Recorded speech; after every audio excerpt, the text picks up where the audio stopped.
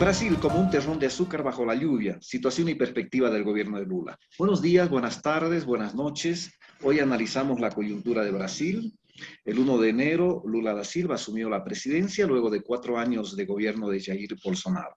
7 meses después, queremos analizar, entre otros temas, la composición de la alianza política que le permitió ganar a Lula en las elecciones, el papel de las Fuerzas Armadas, la composición de su actual gabinete ministerial, su programa de gobierno, extractivismo y desarrollo.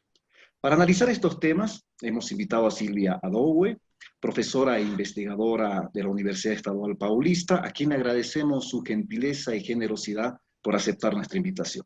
Al otro lado, como siempre, está el periodista Raúl Civechi, a quien le mando un fuerte abrazo y le doy la palabra. Buenos días, buenas tardes, buenas noches, según la geografía de cada quien. Brasil, Silvia, me parece que es importante analizar las razones por las cuales consideras tú y muchos analistas que el gobierno Lula está como paralizado, como imposibilitado de hacer aquello que prometió y que fue muy evidente en dos temas, medio ambiente y pueblos originarios, pueblos indígenas. ¿Cómo evalúas tú la situación actual del gobierno Lula, Silvia? Sí, bueno, primero saludos a los compañeros, a Mirko y Raúl y a quien nos esté viendo. La primera cosa para decir es que esta alianza que asumió el gobierno fue construida para ganar las elecciones, no para gobernar, ¿no? Gobernar es un problema que lo empujaron con la barriga para adelante. Y bueno, tarde o temprano iban a encontrarse con la nueva situación, ¿no? Parecía que la gran cuestión era sacarse de encima a Bolsonaro, eso lo consiguieron, pero bueno, no hay ni siquiera esa situación en que haces una alianza y tienes una base de apoyo para toda la legislación en el Congreso. No está garantizado que el Congreso va a apoyar las iniciativas del gobierno, ni siquiera la base propia, la base que lo apoyó en las elecciones. Y bueno, en realidad en 5 meses se precipitó esa cuestión, ¿no? de un frente muy amplio y con intereses muy contradictorios, y en realidad se cayó la agenda progresista con la cual el gobierno se eligió. Tenemos que entender que en el ministerio inclusive hay luchas interministeriales, ¿no? Que se expresaron en la última semana de mayo. En una semana ocurrieron muchísimas cosas, fue una semana asustadora, ¿no? Porque del 22 al 26 de mayo fue votado lo que se llamó aquí de arcabouzo fiscal, ¿no?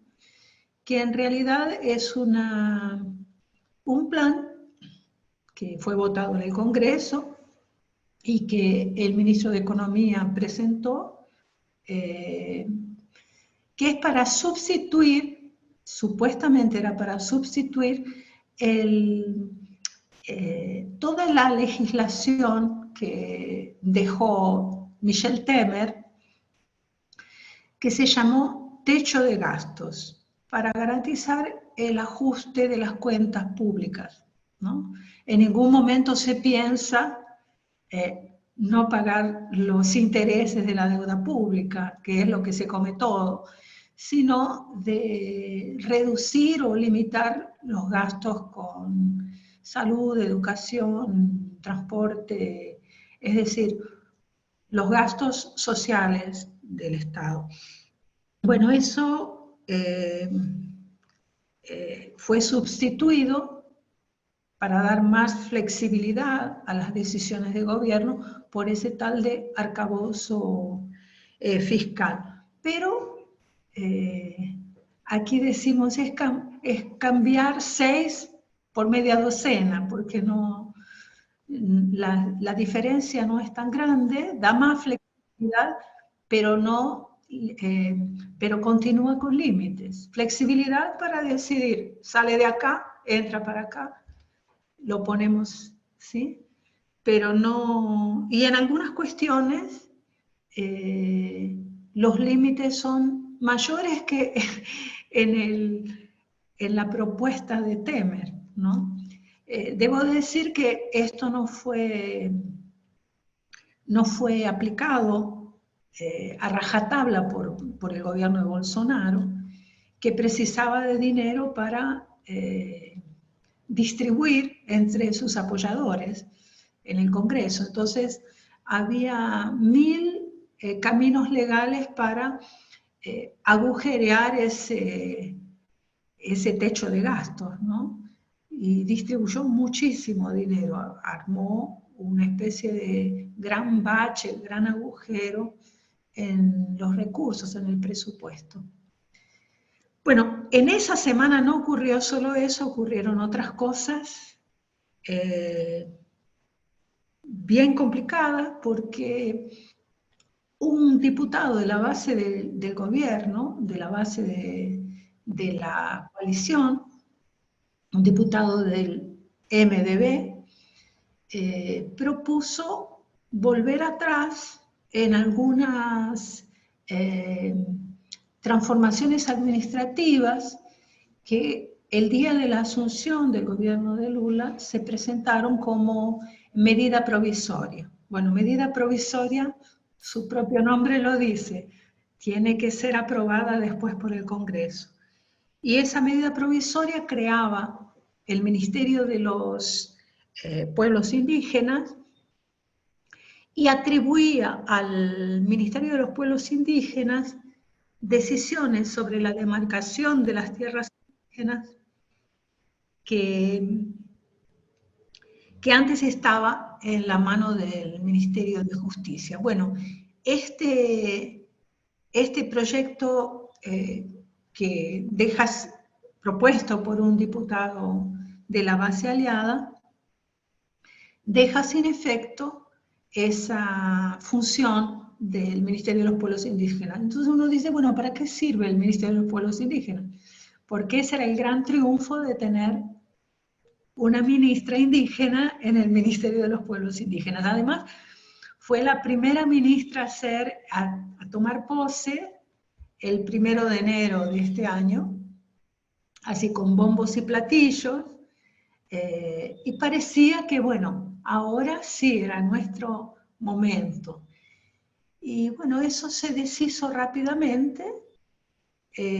También algunas funciones que el Ministerio del Medio Ambiente tendría cayeron, ¿sí? Porque hubo una lucha interministerial. El propio ministro de las Minas y Energía salió públicamente contra un laudo, un parecer técnico de un órgano del Ministerio del Medio Ambiente que decía que no se podía explotar petróleo offshore en la desembocadura del Amazonas. Bueno, todo eso en una semana, pero como si esto fuera poco, también se puso nuevamente en discusión lo que aquí se llama marco temporal, que decide si, digamos, establece una condición temporal para demarcar una tierra para los indígenas. Y es que ese pueblo tenía que estar presente en el territorio en disputa y debía comprobarlo en 1988, que es el año de la sanción de la Constitución que estipula que deben ser demarcadas las tierras. Bueno, eso si se aprueba porque está en suspenso ahora, está en manos del Supremo Tribunal Federal. Bueno, si se aprueba, muchas de las tierras indígenas podrían volver a retirar la demarcación, ¿no? Perderían la demarcación. Bueno, y hay mil discusiones en torno a eso. Por ejemplo, hay propuestas de que se cree un fondo de tierras y que se les entregue a los pueblos que demandan tierras similares a aquellas que están disputando. Bueno, para hacer eso tendrían que reformar la Constitución, porque la Constitución dice todo lo contrario. No pueden ser sustituidas las tierras por otras, ¿no? Claro, en este punto, sí, Silvia, disculpa, habría como que aclarar que la Constitución del 88 decide la demarcación de tierras y que el Estado lleva 30 años de retraso en este proceso, ¿no? Esto es algo Sí. tremendo. Sí, eso en 1988 se consiguieron dos artículos de la Constitución, el 231 y 232, que exige la demarcación de las tierras indígenas, pero no reglamenta, es decir, no fue reglamentado. Eso entonces llevó a mil discusiones. El texto es lo mejor que se conquistó en aquel momento, ¿no?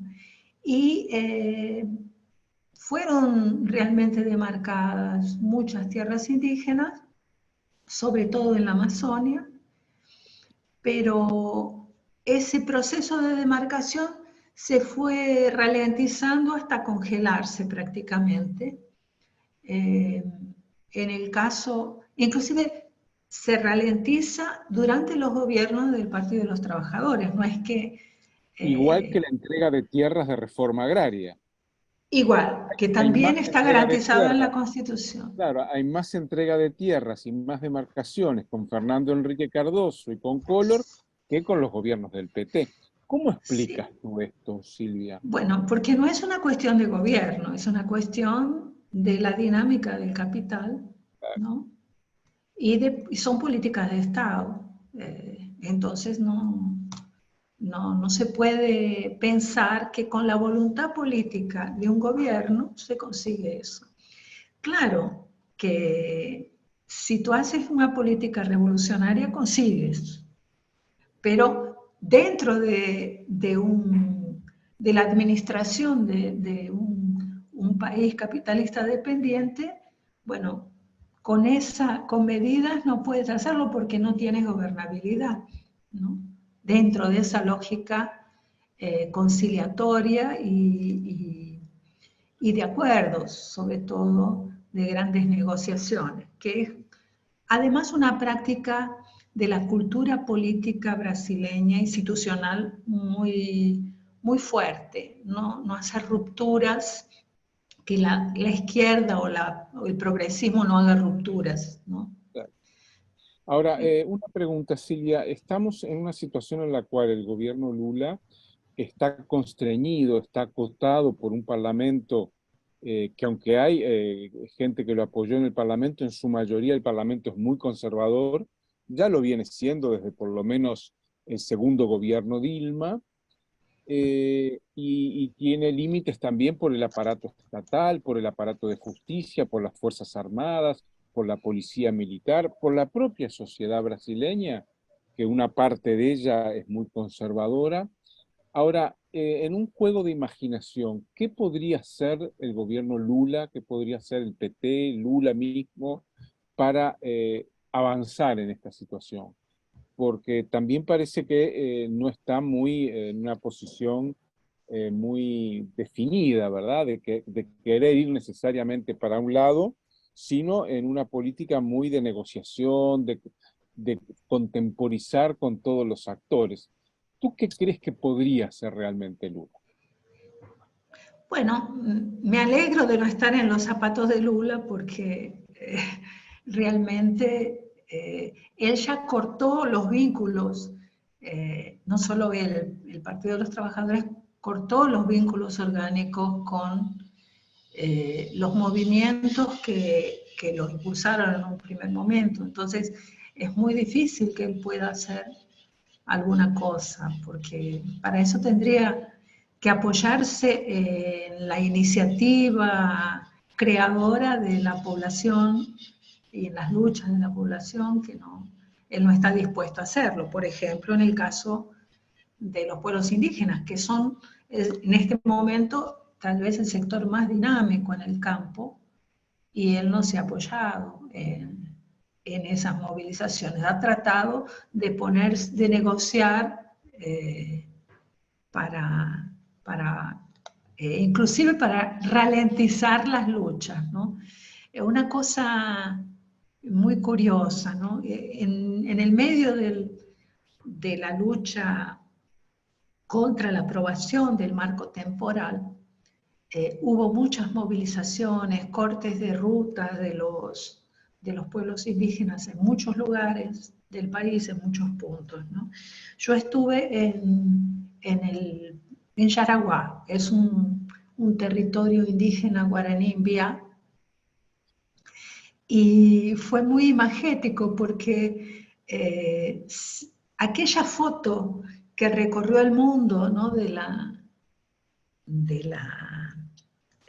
asunción de Lula, en que él sube la rampa del Palacio del Planalto con los humillados y ofendidos, ¿no?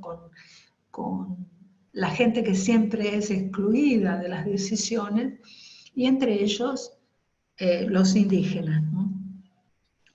Y bueno, y el gesto de que Sonia Guayayara, la ministra de los pueblos indígenas, fuera la primera a ser emposada como ministra. Bueno, y en 5 meses, un poco más de 5 meses, todo eso se cae, ¿no? Inclusive Sonia Guayayara lo sabía que iban a retirarle esas funciones 2 semanas antes, y tuvo que tomar una decisión difícil. Yo misma tampoco quería estar en los zapatos de ella. Ella y Marina Silva, que justamente son 2 mujeres, la ministra del Medio Ambiente. Y ellas tuvieron que tomar una decisión, porque ellas podrían haberse retirado, renunciado, y no, se quedaron para hacer reducción de daños, pero a costa de una pérdida gigantesca de su prestigio, el prestigio ganado en luchas frente a su base, ¿no? Y bueno, y se quedaron. Esto para hacer una comparación, si ellas hacen eso, que están más próximas a las luchas, imagínate Lula, que está tan distante, ¿no? Me cuesta imaginar qué podría hacer con todos los acuerdos que ha hecho y el papel que se propone a cumplir, ¿no? No solamente en Brasil, sino con relación a la región, ¿no? Él se prepara para participar del relanzamiento de la UNASUR, que aún no hay fecha, creo, y también se prepara para la cumbre de los presidentes amazónicos en agosto. Y que va a ser también una situación muy complicada. Y en medio, ¿por qué complicada? Petro, por ejemplo, Gustavo Petro, el presidente de Colombia, está diciendo que una solución, ¿no? para la Amazonia, para evitar la destrucción de la Amazonia, es que la OTAN ayude a vigilar la Amazonia, ¿no? Ya que Colombia, él recibió como herencia que Colombia es miembro, no pleno, pero es miembro de la OTAN. Por otro lado tenemos a Venezuela, ¿no? Que tú has estado recientemente, y los acuerdos, inclusive de carácter militar, con Rusia y China por parte de Venezuela. Entonces, el riesgo es que la Amazonia se transforma en una especie de Medio Oriente de nuestro continente. Es decir, donde intereses internacionales se debatan. Y Lula tiene un pie en cada canoa, ¿no? Como dicen los indígenas, es peligrosísimo tener un pie en cada canoa. Pero él Silvia, que va a decidir, que va a ser el gran padre de la región, que va a poner paz. tú mencionabas la distancia de Lula de los movimientos. Yo recuerdo en el primer gobierno de Lula, que Lula, una de las primeras cosas que hizo fue fotografiarse con dirigentes del movimiento Sin Tierra, se puso incluso un boné vermelho, un gorro rojo, ¿verdad?, típico del movimiento. Y la pregunta es, ¿cómo ves tú hoy a los movimientos? Porque después iremos a la región y veremos que tanto Petro como Boric, como otros gobiernos progresistas, el de Argentina sin duda, que hay en estos momentos un levantamiento en Jujuy, ¿verdad? Que tú bien calificas que la situación estalló por ese lado, en una comunicación particular. ¿Cómo están los movimientos hoy? ¿Cómo salen los movimientos después de 3 gobiernos y medio, porque el de Dilma fue abortado por un golpe parlamentario? ¿Cómo salen los movimientos de estos gobiernos del PT? ¿Cómo salen del bolsonarismo? ¿Y cómo están ahora? Porque yo recuerdo que el MST hasta hace muy poco tiempo, bueno, hizo campaña por Lula, viajó João Pedro Stedile a China con Lula, mostrando una adhesión hasta innecesaria con un gobierno que es un gobierno plagado de agroindustrias, del agronegocio, que efectivamente es un enemigo número 1 del MST. ¿Cómo está, no ya Lula, sino los movimientos que podrían destrabar esta situación en Brasil? Bueno, los movimientos del ciclo, yo lo llamaría del ciclo anterior, ¿no? Uh-huh. Que surgieron de las luchas del final del gobierno militar, ¿no? De la dictadura militar empresarial. Esos movimientos no se prepararon para esto, evidentemente, y están acompañando, apoyando Lula, también como una reducción de daños, pero tampoco tienen una propuesta alternativa. Lo que sí vemos es otros movimientos como el indígena, que sí tienen un ímpetu y una propuesta de ir más adelante, por lo menos en ese programa de la demarcación, ¿no? Fue el movimiento que más resistió a Bolsonaro, ¿verdad? Porque ahí no fue ni los sindicatos, ni los sin tierra, ni los sin techo, sino ese movimiento que es apenas Sí. el 1 o 2% de la población, sin embargo, le hizo frente al gobierno de Bolsonaro, ¿no? Sí, fue el más radical. Y quería contar una situación vivida el 4 de junio, el domingo 4 de junio, en el medio de estas acciones contra el marco temporal, contra la votación, la aprobación del marco temporal. Subimos el pico de Jaraguá, que son 4,5 kilómetros de subida, y hubo una escena maravillosa, es que los yondaros, que son los guerreros guaraní, iban adelante, ¿no? Digamos, en la comisión de frente de esa marcha, iban y mujeres también, mujeres con niños en los brazos, y atrás una línea de Black Bloc. Y muy jóvenes, muy jóvenes. Lindo, ¿no? Muy lindo, muy jóvenes. Estaban haciendo, junto con los yondaros, la seguridad de la marcha. Y ocupándose cuando alguien se sentía mal, muy jóvenes. Yo me aproximé a ellos y decía, qué bien que están acá. Y yo decía, después de 10 años. Y ellos me miraban como diciendo, hace 10 años éramos niños, ¿no? Porque la última vez que vimos los Black Bloc en la calle fue en 2013, que justamente ahora en junio se cumplen Se cumple una década, parece que fue ayer, ¿no? De esa explosión. Y bueno, estaban presentes en esa subida, no de la rampa presidencial, sino de la montaña sagrada de los guaraní. Y cuando llegamos arriba, a la cumbre, las lideranzas agradecieron públicamente a los Black Bloc por haber participado y contribuido con aquello. Ya había habido como en pequeño, en la zona de los Guaraní Biá en Sao Paulo, una alianza entre los Guaraní Biá y el movimiento Pase Libre, ¿verdad? En el 2012, por ahí, cuando Sí, cortaban la ruta de bandeirantes para reclamar sus tierras, ¿verdad? O sea, que es una sí, alianza bien interesante, rural-urbana, ¿no? Entre sí, los indígenas y los radicales y marginados urbanos, ¿no? sí, sí, sí. Son cosas que estamos viendo en todo el continente, ¿no? No es solo aquí, ¿no? Estábamos hablando con compañeros lafkenches recientemente y contaban de cosas parecidas en la región lafkenche, en el Gulumapu, ¿no? De los mapuches.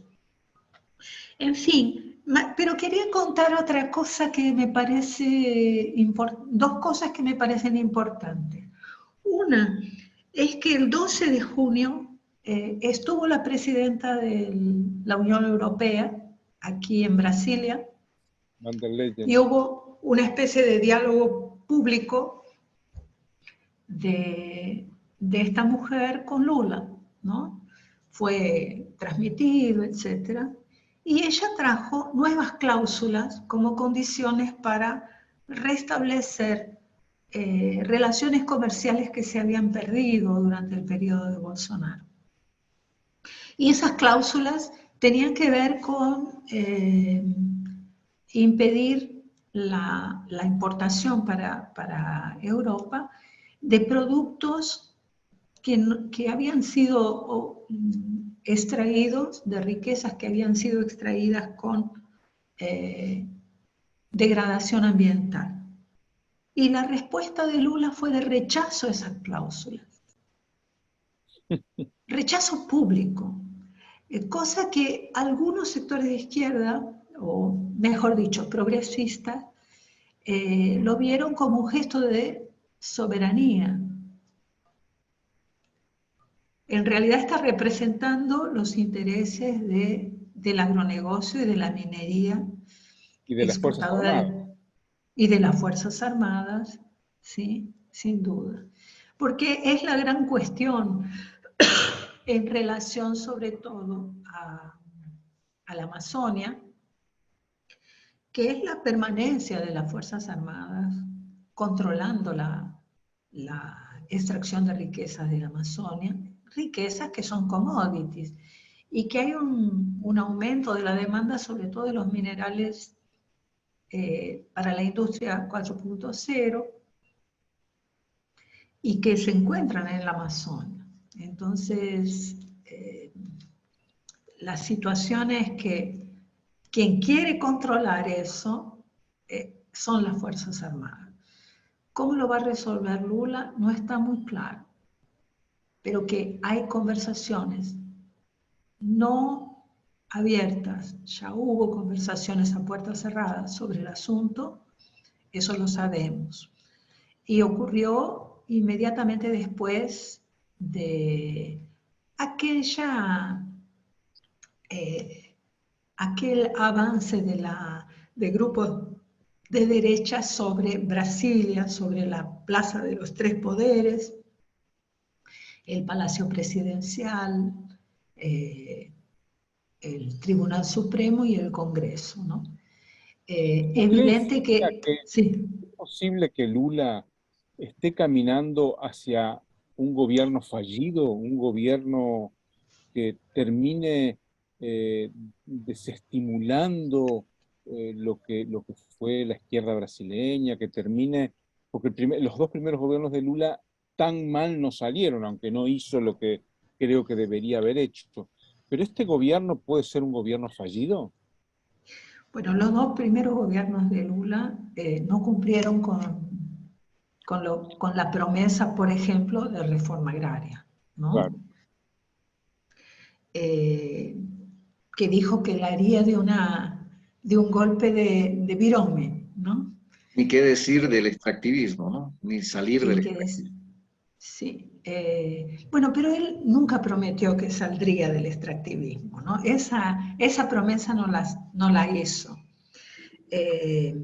Dijo siempre que defendería un extractivismo sustentable, que es una figura de lenguaje, ¿no? Que podríamos calificarla como contradicción en términos, como si fuera agua seca o nieve ardiente, ¿no? Bueno, y él anunció en el 15 de junio que el 2 de julio lanzaría un nuevo programa de la aceleración del crecimiento. Es decir, un programa de creación de infraestructura para el saqueo, ¿no? Para el flujo de commodities. Entonces, es eso lo que se está proponiendo este gobierno. Nosotros ya tuvimos un programa de aceleración del crecimiento, dentro del cual, por ejemplo, se construyó la hidroeléctrica de Belomonte con expulsión de comunidades indígenas, de pescadores, de campesinos, y fue un desastre ambiental. Bueno, es lo que en otra época se llamaba IRSA, ¿no? Que es la infraestructura para que las venas de América Latina permanecieran abiertas y los capilares mucho más diseminados. Cada vez que se construye una carretera, se activan un montón de proyectos que están encajonados, proyectos extractivos, porque la carretera permite que esa extracción sea rentable, pueda salir, ¿no? Cada vez que se construye una infraestructura de producción de energía, también se activan una serie de proyectos extractivos. Entonces, son heridas en los territorios, ¿no? Aquella semana fatídica en que parecía que todo el proyecto, toda la agenda progresista cayó, Mónica Bergamo, que es una periodista de Folha de São Paulo, y que está muy bien informada y apoya a Lula, ¿no? Es conocida como apoyadora del Partido de los Trabajadores. Ella soltó una información que el núcleo duro de Lula, ¿no? En el gobierno, evaluaba que había que abrir mano, ¿sí?, de toda esa agenda y quedarse con lo que era esencial. ¿Y qué es para este grupo lo esencial? El desarrollo. Ahora, ¿de qué hablamos cuando hablamos de desarrollo en este momento histórico en nuestra región? Y minería en Brasil. Solo eso. Agronegocio y minería. Reprimarización de la economía. Ahí está. Es reprimarización, pero con tecnología. Voy a darte un ejemplo, Mirko. Ustedes, por ejemplo, Bolivia, ¿no? Los sectores olleros. ¿Cómo? Los sectores olleros. Sí, los sectores sojeros exportan harina de soja. Argentina también.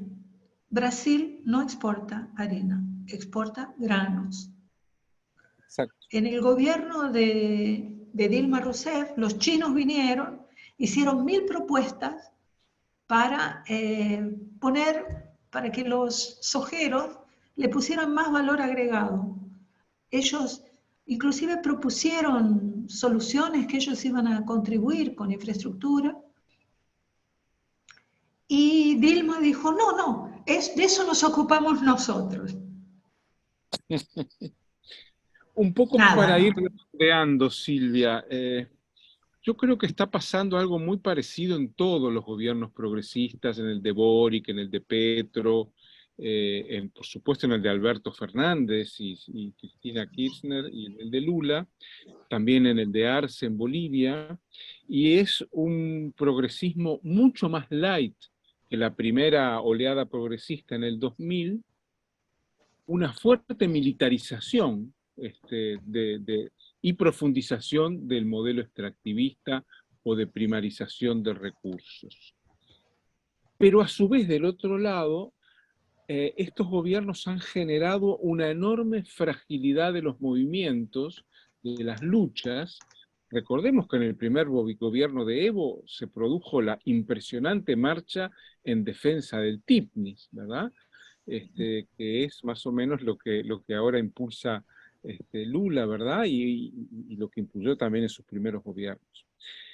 ¿Cómo lees tú esta coyuntura regional que es tan preocupante? Porque parecería que no hay otra alternativa o sea, como que el espectro, la apertura de agujas se ha cerrado y es o bolsonarismo o esta izquierda light, ¿verdad?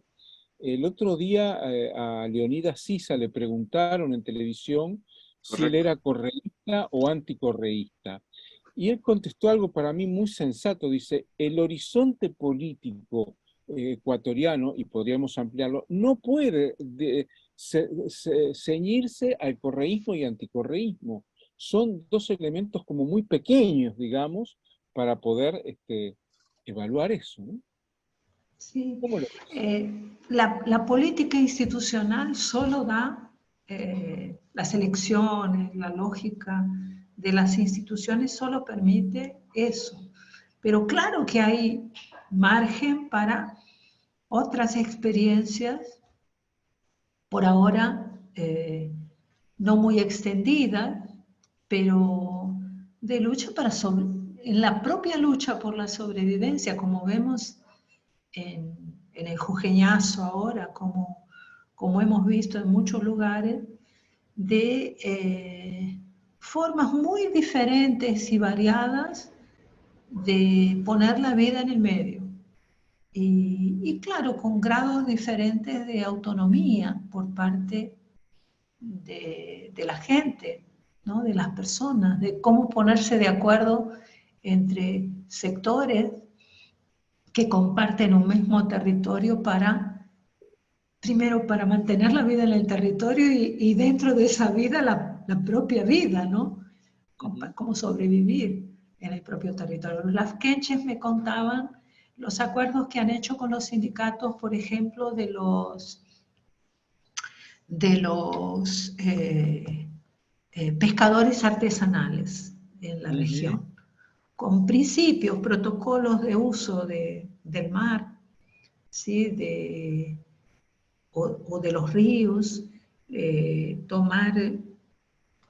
seguir algunos principios comunes para defender la abundancia y, si es posible, expandirla, ampliar la abundancia. Y son sectores muy diferentes y se llaman parientes, eso es interesante también. Se llaman Seguramente tú, parientes. Mirko, quieras ir cerrando haciéndole alguna pregunta a Silvia. Silvia, en una cátedra abordaron con Emiliano Terán toda la problemática de la explotación ilegal del oro. ¿Cómo va a asumir como política pública el gobierno de Lula la explotación ilegal del oro en territorio Yanomami? Y este tema Es del una, petróleo en la Amazonía también, en la Amazonia. bueno, primero Lula celebró cuando descubrieron petróleo en la desembocadura del Amazonas. Y después, cuando hubo la lucha, la pelea interministerial pública, no dijo nada, pero sabemos que él está a favor de la explotación realmente, del offshore. Lo de la cuestión de la extracción de oro, bueno, en un primer momento hubo una acción espectacular de defensa La militarización. de los Yanomami, porque era una cosa escandalosa, ¿no? Pero hay un problema realmente social, porque los mineros que actúan directamente en los territorios realmente son gente que vive de eso, y no son pocos, ¿no? Entonces, hay varias posibilidades y varias soluciones. Ninguna de ellas es, para este gobierno, reducir o parar con la extracción de oro, que creo que sería la más sensata para la defensa de la vida. Una de ellas es el modelo boliviano, que son las cooperativas de los supuestos mineros artesanales, ¿no? Pueden hacer eso. Claro que son mineros que se integran a cadenas, inclusive durante el periodo en que hicieron tal destrucción, estaban integrados a grandes cadenas. ¿Qué hacen con el oro? ¿No? Después que lo bautizan así, como decía que tan cristiano como moro, ¿no? El oro.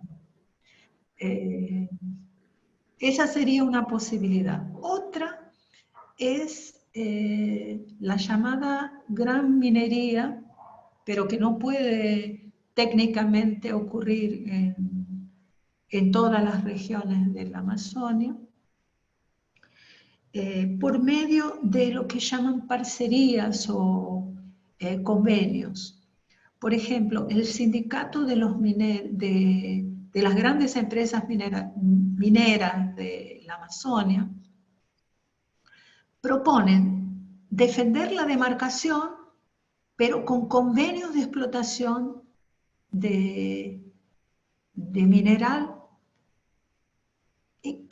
junto con los pueblos indígenas, con los pueblos del territorio. Y lo peor es que es posible que consigan acuerdos con con un sector de ese pueblo y fingen un protocolo de aprobación, de consulta, o bien realmente hay un acuerdo, como está viendo, porque no es que ellos, los mineradores en tierras indígenas, entran solamente con violencia. A veces es con acuerdo, ¿no? Seduciendo a una parte de los indígenas. Silvia, simplemente para remarcar la perspectiva política, decía Raúl, es un progresismo más light que el de la primera etapa. De hecho, podríamos prever, visibilizar un retorno con mayor fuerza del bolsonarismo, no solo como tendencia ideológica en el Brasil, sino también estamos pensando en la Argentina, en Brasil, pensando en el contexto latinoamericano, ¿no? Habida cuenta, Silvia, que como tú describes, de que no hay ninguna diferencia de programas entre lo que llamamos la derecha y la izquierda. Ambos están unidos casi umbilicalmente a lo que llamamos el extractivismo, el saqueo intensivo de los recursos naturales, la acumulación por despojo, etcétera, etcétera. ¿Estamos previendo este tipo de escenario, un retorno con mayor fuerza? Mira, yo creo que, Mirko, que hay una cuestión que es un nuevo papel para los militares, que estos gobiernos de derecha o progresistas, llamados progresistas, están proponiendo. Los militares como guardianes del medio ambiente. El medio ambiente funciona ahora como tema, sustituyendo al narcotráfico como razón para la militarización, ¿no? Y los militares pueden ser llamados y pueden ajustarse a hacer el control del extractivismo. Y lo vemos en el arco minero del Orinoco, lo vemos en México, ¿no? Lo vemos, en México no está ocurriendo directamente con el extractivismo, pero sí con la infraestructura logística para el despojo, ¿no? En que parte de los recursos asociados que vienen del extractivismo alimenten a la institución militar. Y entonces hay un tipo de compromiso que va más allá de lo legal, sino con una especie de autonomía económica para cumplir ese papel. ¿Quién hizo eso de manera ejemplar? Fue Pinochet con la Codelco, con la extracción de cobre, ¿no? El 10% de los lucros de la extracción de cobre en Chile alimentan los recursos que sustentan a las Fuerzas Armadas. Entonces, la preocupación de las Fuerzas Armadas con la extracción de cobre es muy importante. Lo mismo con las Fuerzas Armadas bolivarianas en Venezuela con relación a la extracción de minerales del Orinoco. Ellos, por un decreto, creo que de 2018 de Maduro, pueden comercializar los minerales que se retiran de ahí. Vigilar y en contrapartida comercializarlos y quedarse con ese lucro.